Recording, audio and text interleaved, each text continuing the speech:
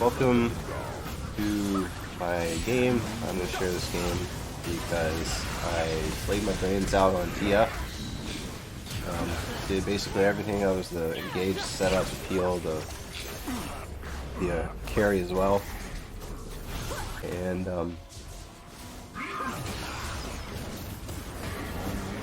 TF into these champs is not exactly a straightforward matchup.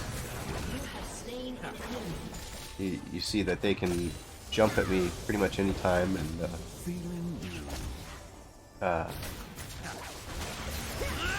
CC lock me. They have a lot of damage to go with it, a lot of poke.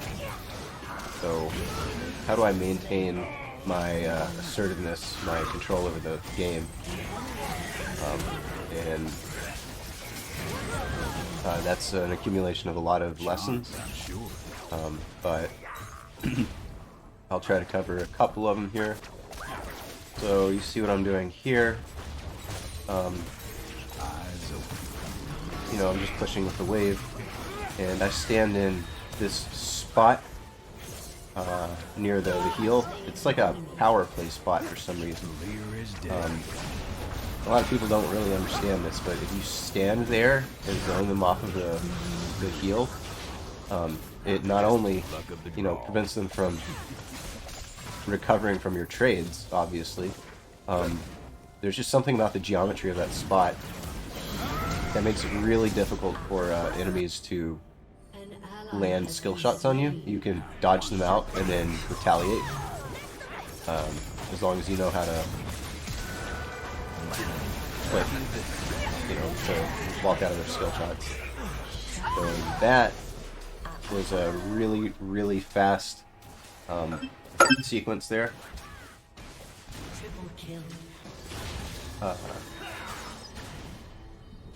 But basically it was the perfect lineup for my cards.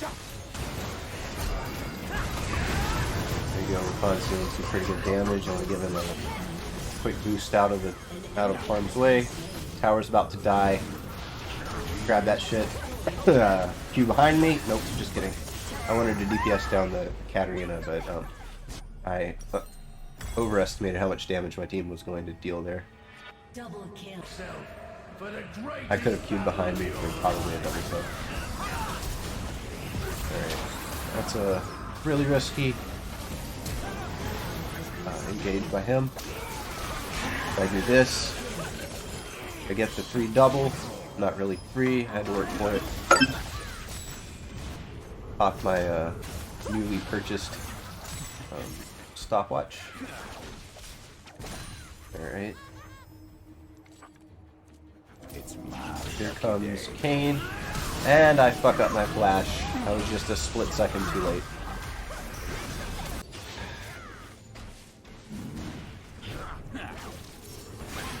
But yeah, I'm doing pretty good poke with Q. That's that was like 27%, almost 30% of his health bar. And Kane made a good play there, unfortunately. I didn't know where to drop him off, so I just went back in to try to auto-attack the tower one more time to get the most out of my time I could. So I didn't really make it. Here comes Kane. He's slowed. Can't be slowed. Why can't he be slowed? What? When does Kane get a slow immunity? That's bullshit. Okay, here comes Cat. Okay, she has the most bad luck here you could ever have. She gets CC'd by literally fucking everyone. And I throw stuff behind me because I was expecting LeBlanc to go back to her clone and I could get some, you know, awesome damage. And this right here is basically the best sequence of events you could see. They're all spread out. This was I'm proud of this one, but there's another one that I'm more proud of coming up soon. I just totally fucked up. Alright, so I helped Ziggs DPS down tower. That way this guy has no escape. Ziggs played the good part of Zhonya's. I mean bait with Zhonya's. I didn't quite get my stun on him, but that's alright. Got everything else. Got the kill. I don't know how that guy lives there. That's incredible to me.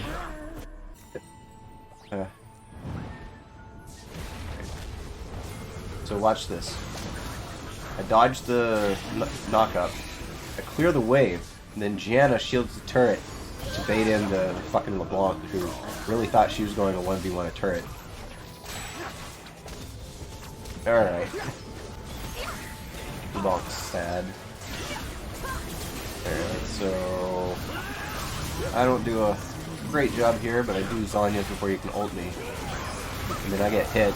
And they give a little bit of defense to me, and I get a empowered double, I get a W on them, the red card to slow them, and the Q to AoE. So I get double AoE.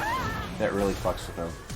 That's the play I'm most proud of because I was basically guaranteed to die there, no matter what. And still got off the combo. And right here, I just fucked up.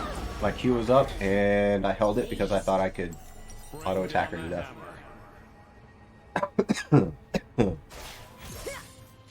All good though. 1-1.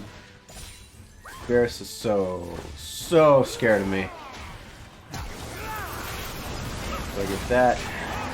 Rakan's doing his thing. I see this as a lost team fight. I might have been wrong. I don't know. Maybe. But I get the inhib. And then I walk face first into him instead of kiting it out and using my Q to get some additional damage. I just walk face first into him. I don't even Zhonya's or anything. I couldn't have reacted to his Q. I did not expect it to not see out of Fog of War. Alright, good combo. Guy gets stunned. Cat's in a bad position. And then I line up this beautiful Q that gets all three of them. Fucks up LeBlanc's plans. Get a kill there. Get a triple kill so far. Ult in 5. And they're so spread apart. I should have played this more slowly. Should have gotten the heal first. But I thought I needed to CC that guy in order for my team to follow up. And that was my mistake. I should have just grabbed the heal. Maybe queued at the Katarina. You know, lined him up, gotten some good angles on him. Yeah, that's a really good ult from Janna. Thankfully she got that, and then I saw this guy's thingamajig going through, and knew that was an instant follow-up. Alright, so Zhonya is the most important part of that fight, where everybody turned around and dumped their damage onto that location. Nobody gets resets, nothing else happens, and then I finish off what's-his-face? Vel'Koz. Fun game. Or good game.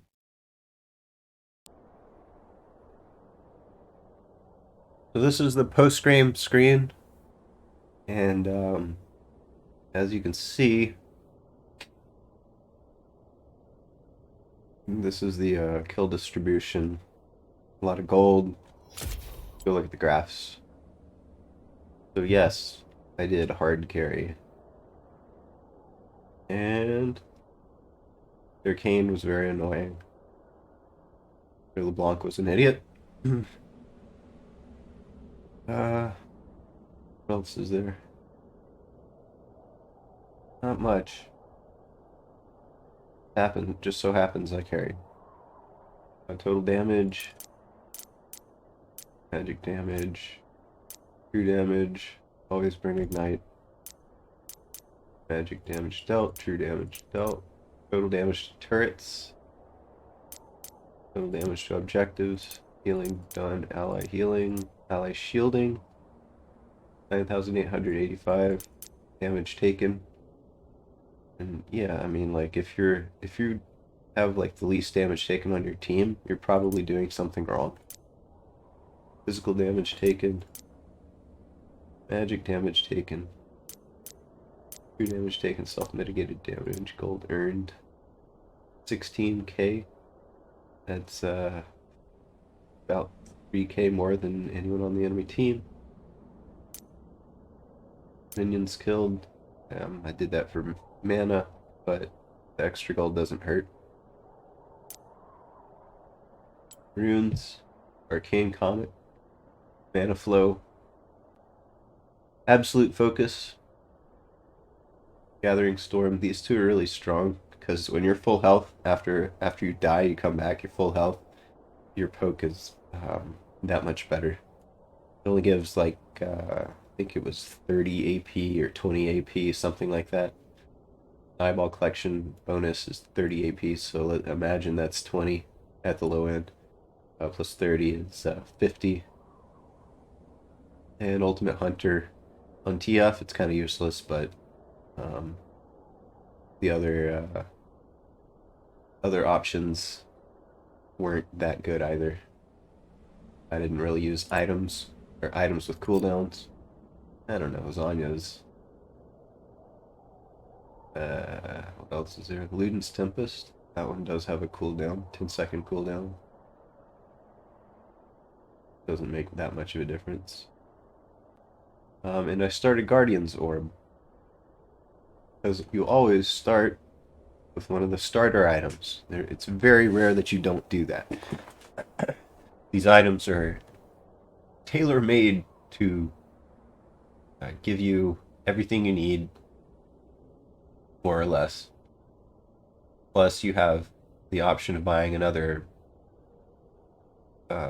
cheap item to go with it, like a mana crystal, if you want extra sustain. So, usually I buy Guardian Orb, Mana Crystal, 2 health potions.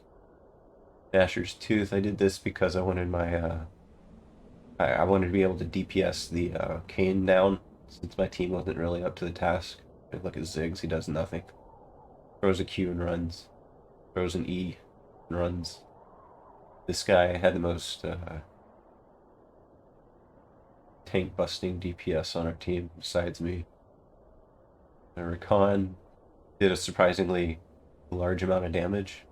I don't know what his runes were, but Aftershock plus the Zanya's seemed to be doing really good damage. Summon Airy. That's okay. It doesn't really do a whole lot to the enemy.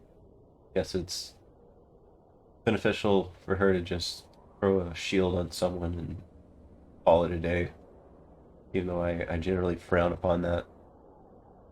Dark Harvest, pointless rune on Ziggs. You want to go Arcane Comet on Ziggs always. Conqueror on Mordekaiser only works if you can get in range of them. You have to have an ally who isn't a fucking retard to be able to use that one.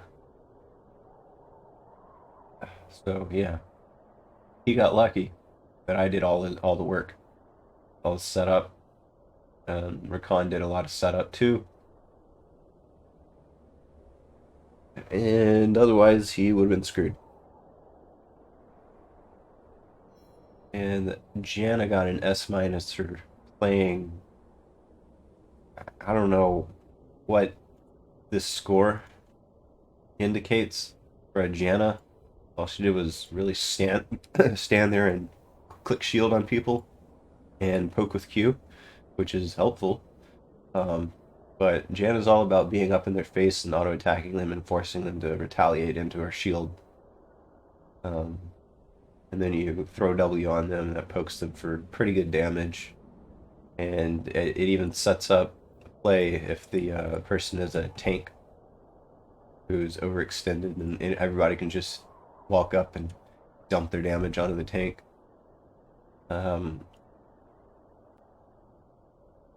Cat was a big problem, and Kane was a big problem. The rest of them were not problems. I can't get rid of my... Okay, there. Chat goes away. Vel'Koz was hardly useful at all. He didn't land really any skill shots on me. Maybe like 3 or 4, maybe 5. So yeah, it was just these two guys that I really had to worry about. Go check their damage graphs. Yeah. Okay, well, Varus did a lot of poke, but that's just Varus poke. Doesn't really guarantee anything. Alright. Well, that's my game.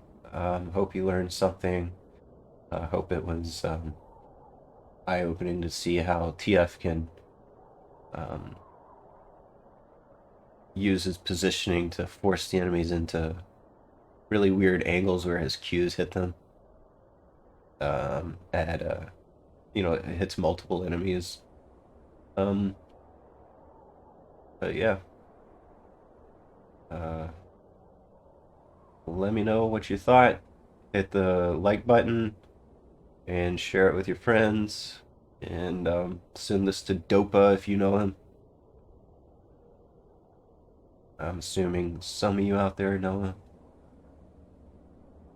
Or even Drew Timms, who's Mid-Beast, plays TF as well. Send it to anyone. Alright, appreciate it.